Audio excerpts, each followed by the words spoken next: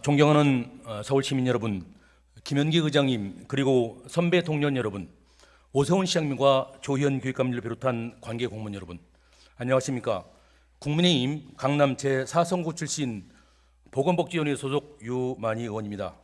저는 오늘 세 가지 주제를 가지고 시정 질문을 시작하겠습니다. 첫 번째 질문을 시작하도록 하겠습니다. 먼저 준비된 영상을 한번 보시죠.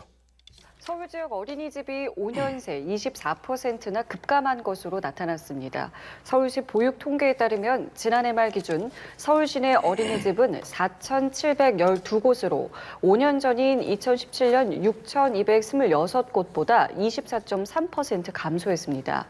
같은 기간 보육 아동 수 역시 23만 4천여 명에서 16만 7천여 명으로 28.7% 줄었습니다.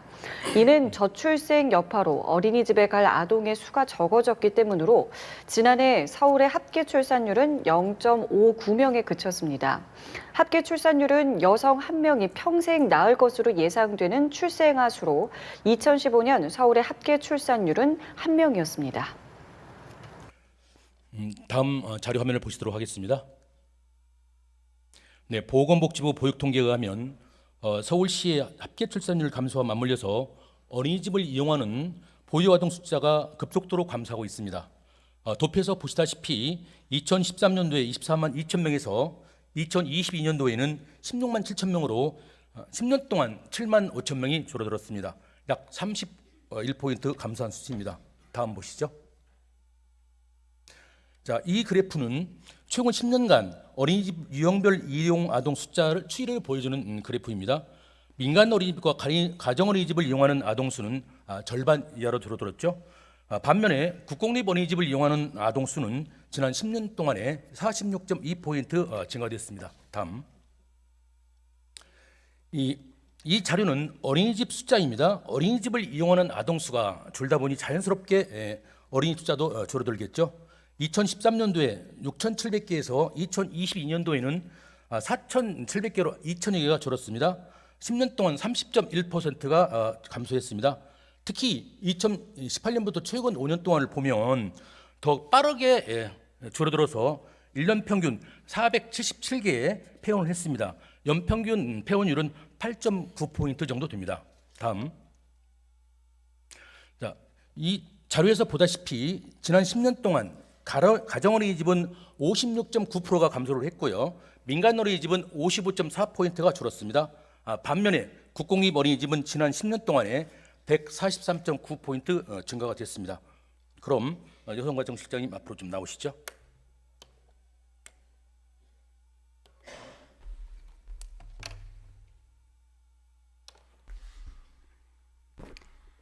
네, 여성가족정책실장 김선순입니다.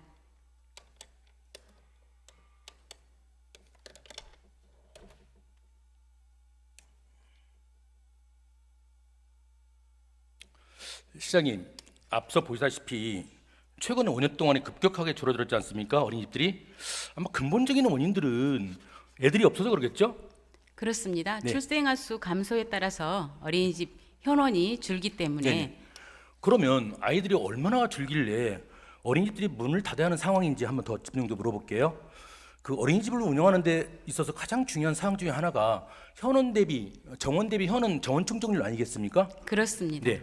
그러면 2023년도 3월 말 현재 서울시 내 전체 어린이집의 정원 충족률하고 국공립 민간가정 어린이집 충족률은 각각 얼마나 되죠? 네, 전체 정원 충족률은 68%입니다. 그중에 국공립이 74%, 그리고 가정이 68%, 민간이 66% 정도 됩니다. 민간 66%입니까? 네, 네. 그러면 정원 충족률이 얼마나 됐을 때 원장님들이 그 폐원을 결심하게 되나요? 혹시 뭐 파악된 게 있나요? 예. 사실 저런 그 언론이나 이제 방송에 어린이집 폐원에 대한 뉴스가 났을 네. 때 저희도 굉장히 부담을 느낍니다. 그래서 저희가 지난 그 3월에 9개월간 정원 충족률의 현황을 분석을 해봤습니다. 그랬더니 대체적으로 그 현원이 감소돼서 보육료가 이제 지원이 끊기면 그 부분에 대한 부담이 커서 아니, 이제 정원 알겠는데요. 충족률 대비 50% 정도 미만인 상태가 9개월 지속되면 표현을 하는 것으로 저희가 실태 파악을 했습니다. 네. 그럼 50% 미만이 9개월 계속되면 보통 한 40%대 돼야 문을 닫기 하려고 생각을 하겠네요. 그렇습니다. 네. 왜냐하면 보통 지금 지원하는 기준이 정원의 50%를 초과해야 지원하지 않습니까? 정책들이 그런 게 많이 있습니다. 네, 예를 들어서 정원이 20명이라고 가정하면 10명이 있으면 안 되고 11명부터 지원하게 된다며요. 그렇습니다. 그 기준은 50%가 맞네 그러면? 그렇습니다. 네, 그렇습니다. 그럼 보통 국공립 어린이집의 작년도 경우더라도 25개나 폐원했더라고요. 보통 상식적으로 생각할 때 국공립 어린이집이면 정부에서 지원하는 뭐 인건비, 보육료 다 지급하면 충분히 운영할 텐데 왜 국공립 어린이집도 25개나 폐원할까 너무 궁금합니다. 네, 국공립 어린이집도 사실은 보육교사 인건비를 전체 다 주는 게 아닙니다. 영아반은 보육교사 인건비의 80% 그리고 유아반은 30%를 보육료로 지원을 하고 있습니다. 그래서 사실 현원이 줄면 국공립도 똑같이 보육료 수입이 줄기 때문에 불가피하게 네, 이제 경영 악화로 폐원을 하는 사례가 네, 좋습니다. 있습니다. 그러면 폐원할 때 어린이집들이 폐원하는 기준은 별도로 있나요?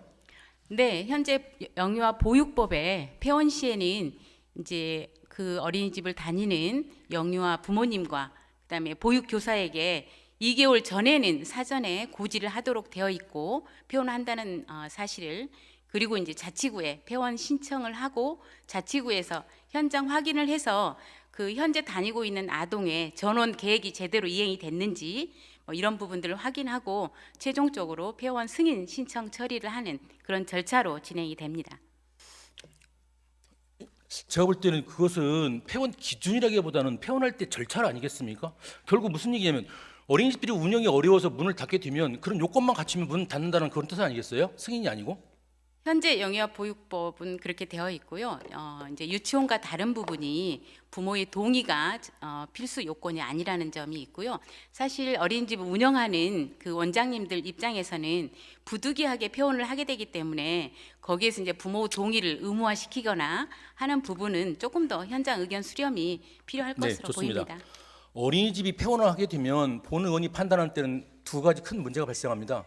첫 번째는 아까 실장님께서 뭐 전원 계획서를 제출하면 된다고 말씀하셨는데 그나마 남아 있는 40% 50%의 아동들은 어딘가를 또 보내야 되지 않겠습니까? 그러면 부모님들이 어딘가를 또 찾아서 고생을 해야 되겠죠. 그런데 그렇습니다. 부모님들은 어린이집을 선정할 때 필요한 기준들이 몇 가지가 있습니다. 첫 번째가 지금 현재 그 거리입니다. 집과의 거리가 얼마나 떨어졌는지. 두 번째, 그 어린이집에 대해 평판을 듣고 찾아갑니다.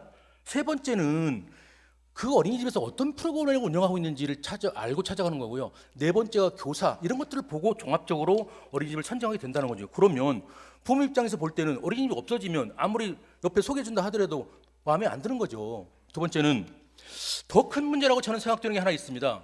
만약에 문을 닫게 되면 교사들이 본인 의지와 관계없이 그 직장을 그만둔다는 사실 아니겠습니까? 그렇기 때문에 이 문제에 대해서는 그래도 문 닫는 것을 최소한 얼마큼이라도 좀 늦추는 그런 대책은 없습니까? 방법은 없습니까? 그냥 저는 그래서 내가 그러면 그냥 승인하면 되는 겁니까? 아니면 이런 거라도 조금이라도 생각해서 어떻게 하면 늦춰볼까? 그런 방법은 없습니까? 네, 사실 저희도 지난해부터 그래서 이제 서울시의 대표 보육 모델로 자리 잡고 있는 서울형 모아 어린이집이나 그다음에 교사대 아동 비율 개선 사업 그리고 또 영세 전담반 운영 등이 일종의 보육 서비스 품질을 좀 높이면서 또 현재 그 현장에서 어린이집 운영하고 계신 분들의 그런 운영 애로도 좀 덜어드리는 두 가지의 목표 달성이 가능한데요. 그런 사업들을 좀 적극적으로 사실 부위원장님께서도 저희 상임위 때도 계속 지원해 주시고 도와주셔서 서울시가 모범적으로 일단 하고 있다는 말씀드리고요. 그런 부분들은 앞으로 더 좀 확대하고 내실을 좀 기획하도록 하겠습니다. 지금 실장님께서 교사대 아동 비율에 대한 시범 사업을 말씀하셨는데요. 지금 현재 시범 사업을 몇 군데를 하고 있는 거죠? 올해는 400개소 하고 있습니다. 400개소. 400개소 해보니까 뭐 좋은 점 뭐 있습니까? 장점 뭐 있습니까? 뭐 효과는 있었나요? 네네. 교사대 아동 비율 개선 사업은 사실 교사 한 명이 영아반은 3명을 돌봐야 되는데 저희는 2명을 돌볼 경우에도 교사 1명당 인건비를 지원하는 사업이어서 현장에서는 아이를 더 잘 돌볼 수 있어서 좋고, 또 보육 교사들의 처우를 어떻게 보면 그 힘든 업무를 조금은 완화시켜 줄 수 있어서 좋다는 의견이 굉장히 많이 있습니다. 네. 그러면 400개 정도 운영하면 지금 4,700개 어린이집이 있으니까 한 8.5% 시범 사업을 하고 있다고 그러는데, 그렇게 좋은 사업이라면 이것을 시범 사업에 그칠 거 아니고 어린이집에 전면 확대하든지, 지금 0세반, 3세반을 갖다 시범 사업 한다고 그랬죠. 그렇습니다. 그럼 전 연령대로 확대하면 더 좋지 않겠습니까? 그 부분은 한번 검토해 보실 의향 없으신가요? 저희가 사실 제 입장에서는 전 연령대로 확대하고 싶습니다. 다만 이 교사들 인건비 주는 부분이 아까도 말씀드린 대로 국시비, 구비가 같이 가는 사업입니다. 그래서 이제 전체를 적용했을 때는 그 예산 부담이 엄청 큽니다. 그래서 저희가 일단 지난해부터 시범 운영을 해보니까 성과가 좋아서 벌써 보건복지부에 건의를 했고, 또 보건복지부에서도 사실 폐원하는 어린이집이 많아질수록 어떻게 보면 저출산을 위한 저희가 출산율 제고에는 역효과이기 때문에 기존에 운영하는 어린이집을 최대한 유지하는 게 좋겠다 의견에 공감을 해서 내년도에는 0세반에 전국적으로 우선 복지부가 정부 사업으로 할 예정임을 말씀드립니다. 네, 좋습니다. 본 의원이 어린이집이 왜 폐원을 할까 여러 가지 한번 종합적으로 분석을 해보니까 이런 내용이 있더라고요. 보육료 인상률은 10년 동안 한 5.2% 올랐어요. 그런데 교사들의 인건비는 아마 7.1%나 올랐더라고요. 당연히 좀 어렵겠죠.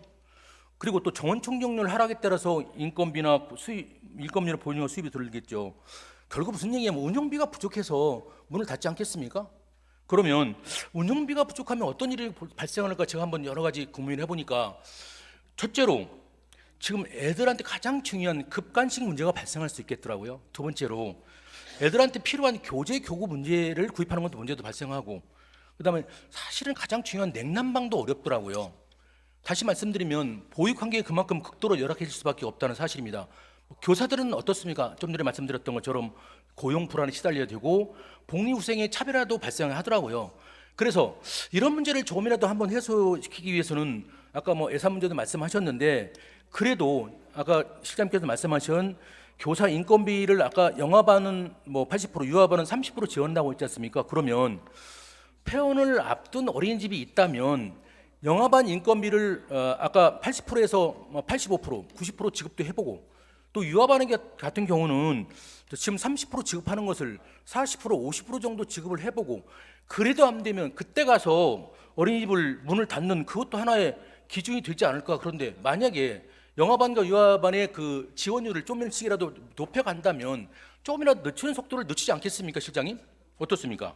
네, 사실 그 국공립 어린이집 교사 인건비에 대한 지원 비율을 인상시켜 달라는 현장 의견은 벌써 오래전부터 있어서 저희 서울시는 2017년도부터 일단 정부에 그 부분을 협의를 하고 있다는 말씀 드리고요.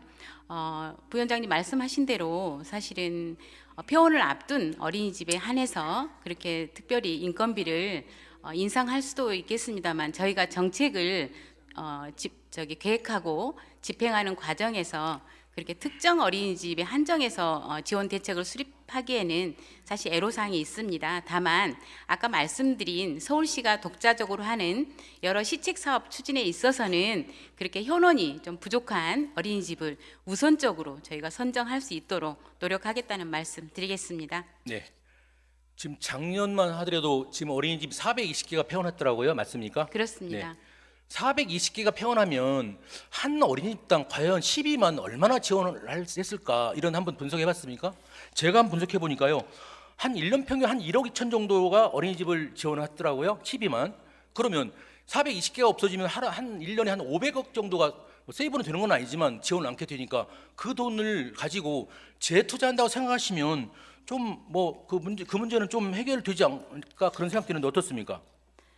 사실 보육 예산이 이제 그 특별 회계로 일정 부분은 계속 투입되는 건 아니고요. 네, 그렇습니다. 일반 회계에서 이제 같이 고민을 해야 되는데, 말씀드린 대로 보육료에 대한 예산은 이제 현원과 그다음 폐원 추이 등을 반영해서 기본적으로 예산을 편성하게 되어 있고요. 말씀드린 그런 시책 사업들은 저희가 좀 더 확대하면서 그 기본 어린이집이 줄어서 예산이 좀 감소되는 부분들은 시책 사업으로 좀 이전해서 쓸 수 있도록 그렇게 실장님, 예산 뭐 부서랑 일반에게 협의하겠습니다. 특별히 논하는 게 아니고 그만큼 사용하다가 안 쓰니까 이 정도는 어린이집 관련해서 실링이라고 생각하시고 재투자면 어떠냐 그 말씀 드리는 거지 그 몰라서 물어보는 건 아니고요. 그 실장님 그 저출산 관련 담당 그 주무실장님이시던데 얼마 전에 그 출산율을 높이겠다는 여러 가지 정책을 발표하더라고요. 그러면 향후 서울시의 합계 출산율을 5년 후에 10년 후에 얼마나 올려보겠다는 그런 마스터 플랜이 있나요? 사실 저 개인적인 욕심으로는 뭐 내년에라도 합계 출산율을 지금 0.59에서 0.6 이상으로 좀 높이고 싶습니다. 그래서 열심히 하고 있는 거고요. 그 통계청이 지난해 5월에 발표한 장래 인구 추계를 보면 2030년에 0.73으로 합계 출산율이 올라가는 것으로 나와 있습니다. 저희는 그 이전에 좀 출산율을 제고하도록 더 분발하고 노력하겠습니다. 시장님 그 얼마 전에 그 내한했던 세계적인 인구학자 뭐 데이비드 콜먼 교수가 이런 말을 하더라고요. 그 세계에서 첫 번째 인구 소멸 국가가 대한민국을 지목했어요. 2750년도에 없어지겠다 그런 말씀을 뭐 주장을 했는데 이렇게 국가 소멸 위기 앞에서 그래도 서울시만이라도 담당 주무실장님으로서 서울시에서 0.5인데 한 5년 후에는 뭐 0.001명이라도 올려보겠다는 그 목표가 좀 있어야 그나마 좀 의지가 있지 네, 않겠습니까? 그렇게 말씀드렸습니다. 네네네. 그래서 그러면 출산율이 증가하겠다고 계획을 잡으면 이제 어린이집이 없어져요. 그때 가서 또 어린이집을 설치하려고 하면 비용이 드니까 지금부터라도 중단기 대책을 좀 마련을 해야 된다. 저는 이런 차원에서 말씀드리는 겁니다, 실장님. 더 고민하겠습니다. 네. 앞으로 출산율 등 사회적 변화를 고려해서 근시안적인 대책이 아니고 중장기적인 대책을 마련할 것을 좀 당부드리면서 실장님 수고하셨습니다. 네, 들어가셔도 감사합니다. 좋습니다. 다음은 정수영 기획조정실장님 앞으로 나오시죠.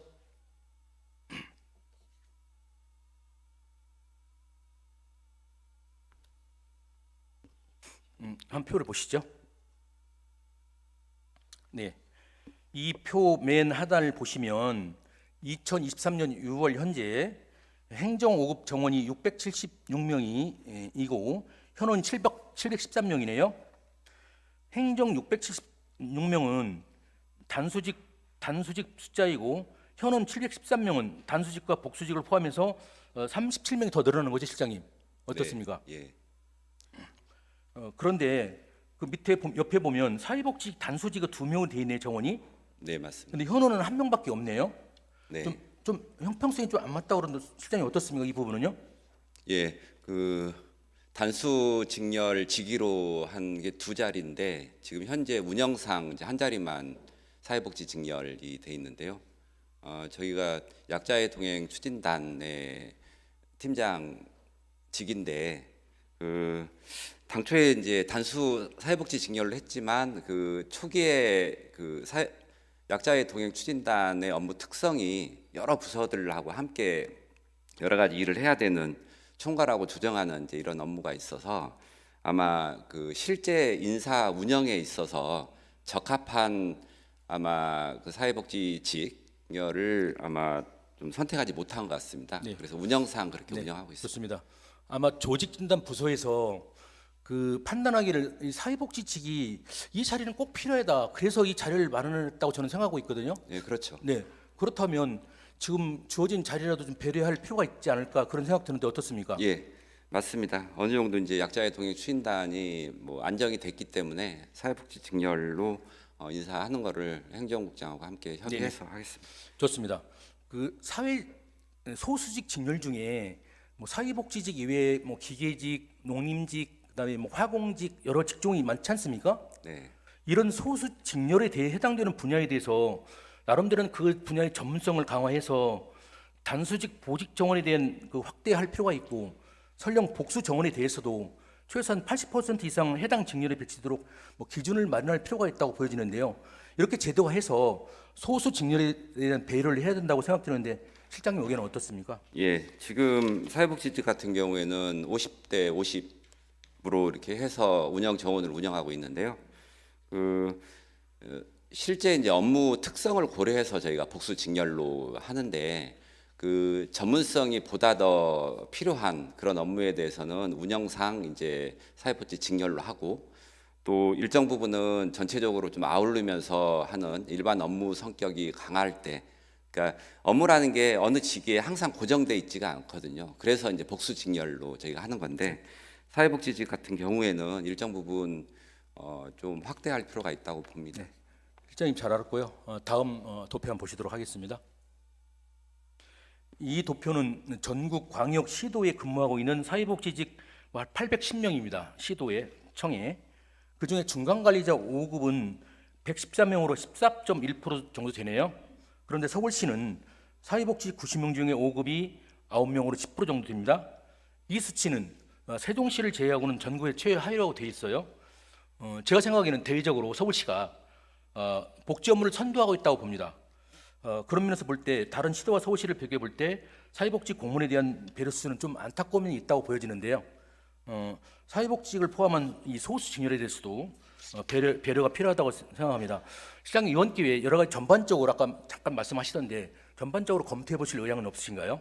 예, 지금 서울시 업무 성격상 정책 기능이 굉장히 중요하고 해서 5급 정원 부분도 저희가 이제 허리 역할을 하는 거거든요. 그래서 5급 정원을 확대하는 거를 지금 내부적으로 검토했고 그다음 의회하고도 협의를 해서 일정 부분 7월부터 시행할 예정인데요. 사회복지 직렬도 5급 정원이 늘어나게 됩니다. 네, 수고하셨고요. 들어가시면 좋겠습니다. 네, 다음은 최진석 안전총괄실장 직무대리 앞으로 나오시죠.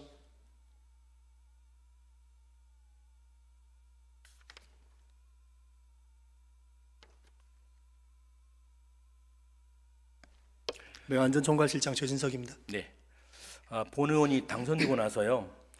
지난 1년 동안 가장 민원이 많았고 지금까지 제가 해결하지 못한 민원이 지역의 민원에 조그만 민원이 합니다. 그럼에도 불구하고 조그만 민원을 왜 이 본회의장에서 제가 이런 주장을 하고 있는지 한번 잘 들어보시고요. 제가 해결되지 못하는 이유를 한번 분석해봤습니다. 그랬더니 여기에 매우 구조적인 문제들이 많이 도사리고 있더라고요. 그래서 시정 질문을 하겠다는 말씀을 드리겠습니다.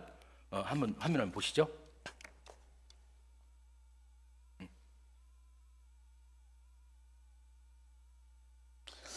여기는 지하철 3호선 수역 4번 출구입니다. 여기에 연결 통로인데요. 여기 이제 이 에스컬레이터는 수서역과 접해 있는 로즈데리 빌딩이 있습니다. 이 에스컬레이터는 2017년도에 안전검사 결과 불합격 판정을 받았더라고요. 그래서 이게 운행 정지돼 가지고 지금 7년 동안 방치하고 있어요. 그런데 건물주는 수리하지 않고 3년에 한 번씩 과태료 50만 원만 물으면 되더라고요. 왜? 이걸 수리하는 데는 얼마나 비싼데 과태료 50만 원만 내면 돼요.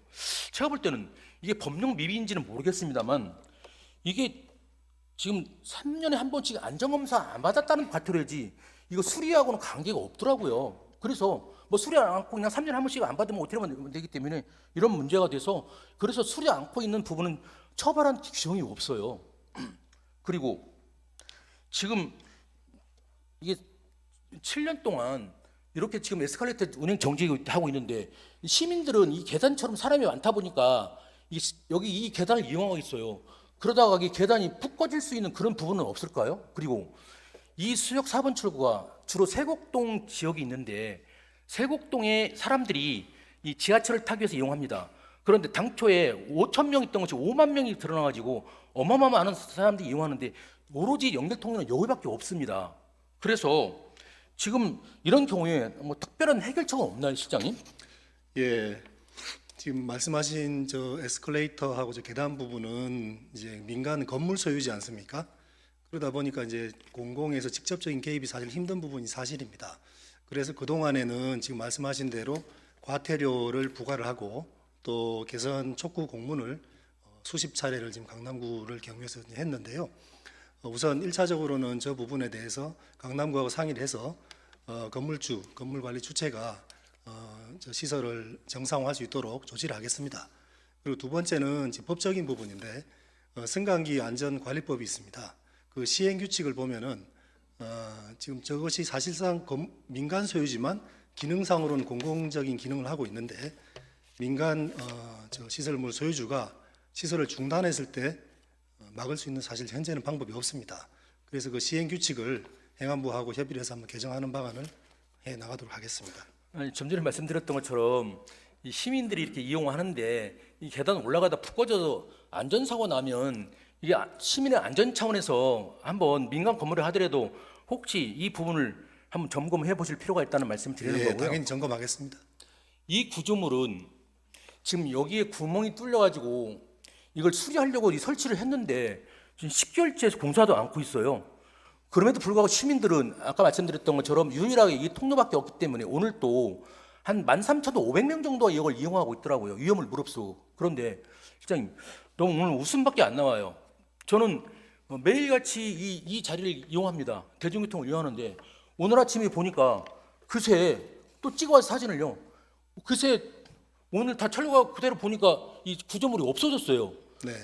그래서 야, 이 건물주가 내가 시정 질문을 하는지 어떻게 알았는지 이걸 10년, 7개월 동안, 8개월 동안 안 타고 있던 사람들이 어쩌면 이렇게 아침에 오니까 내가 좀 웃음밖에 안 나오더라고요. 실장님 누가 다녀온 겁니까 거기에? 네, 저희도 확인 어제 했는데요. 지금 현재는 그 천하고 저 가설 구조물들은 다 철거가 됐고 저 천장에 난 구멍 부분만 이제 수리하면 된다고 하는 상황입니다. 그래서 이제 급작스럽게 이렇게 이 공사를 하다 보면 제대로 했는지 한번 볼 필요가 있고요. 저는 이런 말씀 주장하고 싶습니다. 이런 민간 건물을 하더라도 중대재해 처벌에 관한 법률에 따라서 저촉되는 부분은 없는지 이번 기회에 종합적으로 한번 점검 한번 해보시면 어떻습니까? 네, 중대재해처벌법상 그 공중 이용 시설이 있는데요. 저 민간 건물이긴 하지만 16층 이상 또는 연면적 3만 제곱미터 이상 되면 해당이 됩니다. 근데 저 건물은 지금 20층이고 연면적이 9만이 넘거든요. 그래서 그 해당은 되네요. 시설물에 해당이 됩니다. 한번 이번 기회에 한번 조사 한번 해보시죠. 네, 네. 다음 화면 보시죠. 지금 이 아까 에스컬레이터를 내려오면 바로 이 계단이 나옵니다. 이 계단 옆에는 장애인 휠체어 리프트가 있어요. 이 리프트는 2020년도에 불합격 판정을 받아가지고 4년째 지금 이것도 가동 중단됐어요. 본 의원이 문제를 삼고자 하는 부분은 이 부분입니다. 이 부분은 2002년도 지금으로부터 22년 전에 건물 측이 서울시에 기분 체납을 했더라고요. 그래서 현재 서울시 재산으로 돼 있더라고요. 그런데 그래서 강남구에서는 약 700만 원 정도의 사용료를 받아서 징수해서 서울시에 전액 납부하고 반은 이제 환급을 해주는 그런 제도를 하고 있더라고요. 그래서 이 계단은 이제 이 어르신들이 너무 경사로가 대단히 힘드니까 걷기가 경사로로 바꿔달라는 민원도 있고, 그리고 이 장애인 휠체어 리프트는 지금 20년 가까이 돼서 더 이상 사용할 수 없는 교체를 해야 되는 시점은 이미 지났습니다.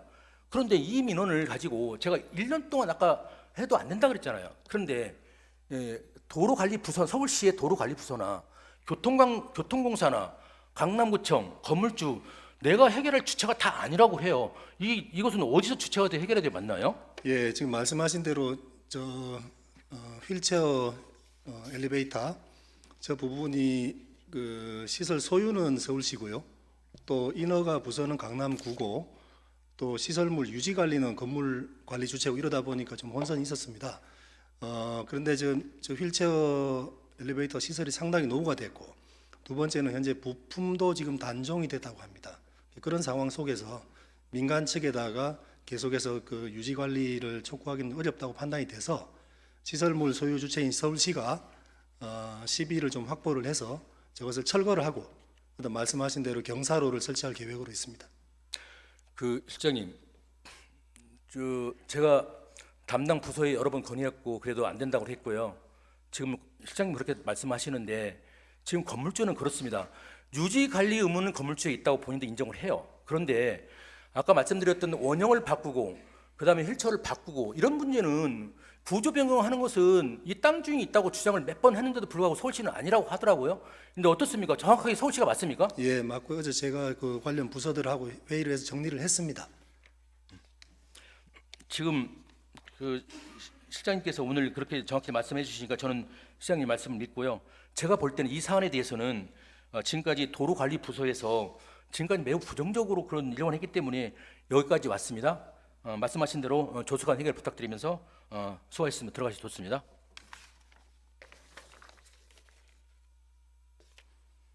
다음은 시장님 발언 들어 나오시겠습니까?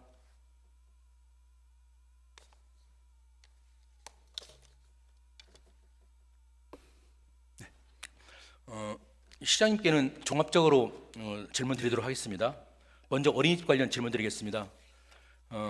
강남에서 지난 30년 동안 민간 어린이집을 운영했던 모 원장님께서 올해 2월 말 폐원을 했습니다. 이 원장님께서 말씀하시기를 폐원하기 1년 전부터 교사들의 인건비를 주기 위해서 은행에서 대출까지 받을 수밖에 없었다는 그 눈물겨운 얘기를 들은 적이 있습니다. 시장님, 이렇게 지금 민간 가정 어린이집들이 운영에 대해서 요즘 고통이 많다는 현장 목소리가 많이 들립니다. 네. 그리고 국공립 어린이집의 양적 확대가 어느 정도가 적절한지를 포함해서 전반적으로 보육 서비스 공급과 지원에 대해서 중장적인 어떤 조정 계획이 필요하다는 시점이라고 보는데 시장님 견해는 어떻습니까? 예, 의원님 문제의식에 동의하고요. 아마 지속적으로 이 민간 가정 어린이집 숫자는 줄어들 수밖에 없는 네, 추세인 것 그렇습니다. 같은데 방금 전에 여성가족정책실장이 답변 드린 것처럼 그간 그 현장과 지속 소통에서 국공립 어린이집 확충 시에는 신중을 기하고 있습니다. 또 지난 5월에 민간 가정 어린이집 서울형 어린이집으로의 진입 장벽을 대폭 낮춘 바가 있습니다. 이건 상당히 현장에서의 반응이 좋다고 얘기를 들었습니다. 또 서울시가 전국 최초로 보육 서비스 품질을 높이고 보육교사의 처우 개선을 위해서 서울형 모아 어린이집, 교사대 아동 비율 개선 등 시범 사업을 추진하고 있습니다. 이것은 영유아 수 감소로 운영이 어려워진 어린이집 인건비 부담을 완화하는 효과가 있는 것으로 생각합니다. 오늘 여러 가지 지적을 해주셨으니까 그 점을 바탕으로 해서 앞으로 국공립 어린이집은 어떻게 해야 되는지, 또 민간 가정 어린이집은 어느 방향으로 네. 유도를 해야 되는지에 대해서 좀 심도 있는 검토를 네. 착수하겠습니다. 네. 그 기존의 어린이집도 지금 상당히 노화됐더라고요. 그런 노화된 그 문제에 대해서 개선책도 한번 마련하셔가지고 이제 시민들이 이제 애를 낳아도 맡길 때가 참 많구나, 너무 좋구나 그런 인식을 갖도록 시장님께서 각별히 좀 노력을 해주시고요. 예. 아까 실장님께서 뭐 예산 문제를 말씀하셨는데 예산에 관한 사항은 어쩌면 중요도에 따라서 의지의 문제이고 선택의 문제 아니겠습니까? 그래서 실장님께서 각별히 관심을 갖겠다고 말씀을 하셨으니까 그렇게 알고 있도록 하겠습니다. 두 번째 질문 드릴게요. 시장님 아까 지하철 연결통로 한번 보셨죠? 네. 제가 말씀드렸던 것처럼 전에 그 매우 구조적인 문제가 있더라고요. 네. 그래서 틀림없이 서울 시내에 이와 같은 유사한 사례가 없는지 한번 점검해 보실 필요가 있다는 말씀을 드리고요. 네. 뭐 시민의 불편을 감안하시더라도 아마 안정환 실장이 말씀하셨지만 하루빨리 그 조치가 될 수 있도록 시장님께서 특별히 좀 관심을 가져주시면 고맙겠습니다.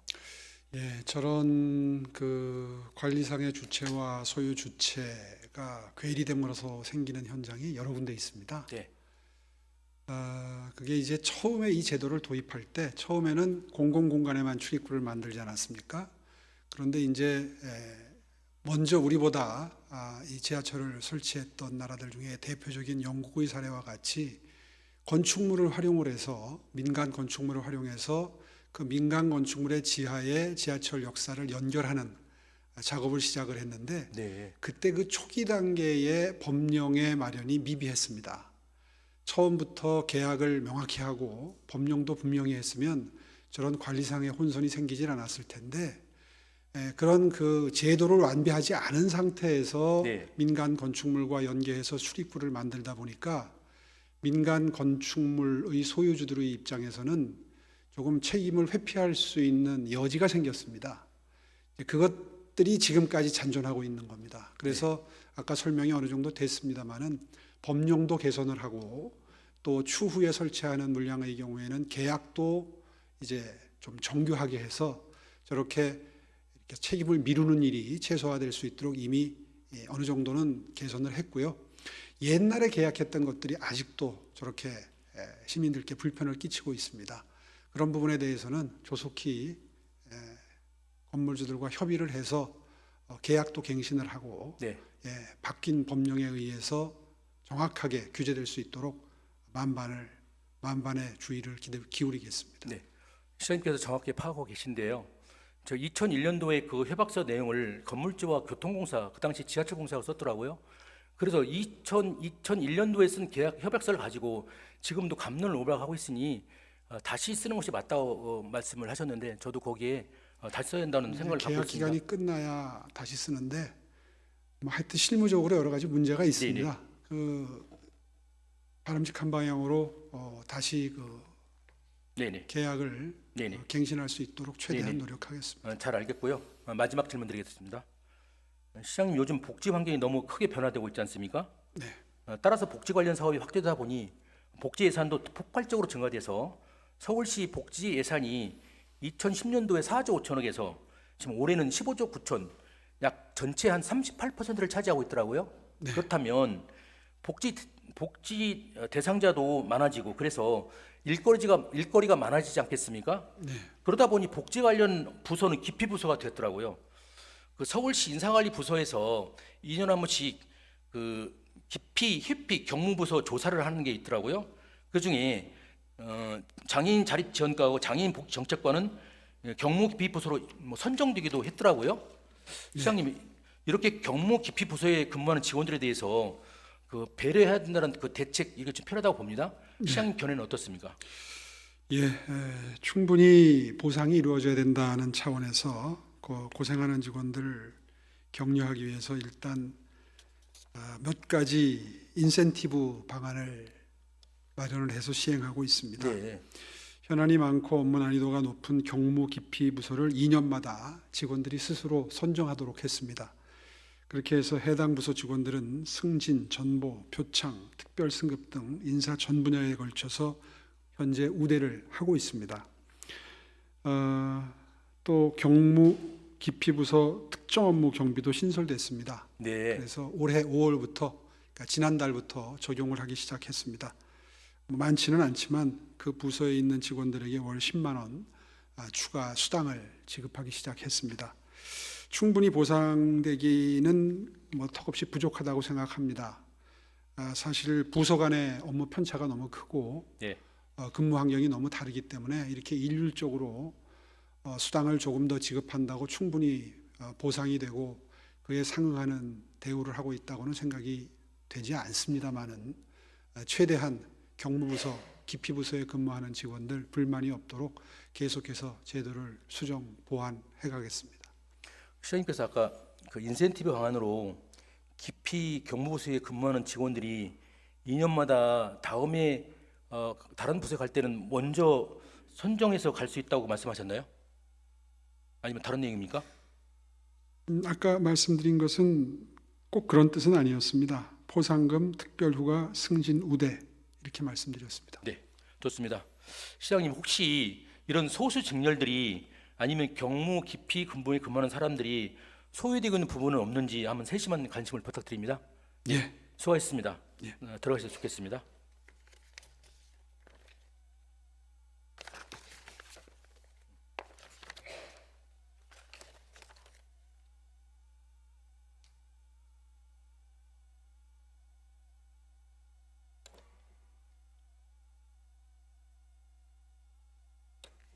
네, 지금까지 장시간 경청해 주셔서 대단히 고맙습니다. 감사합니다.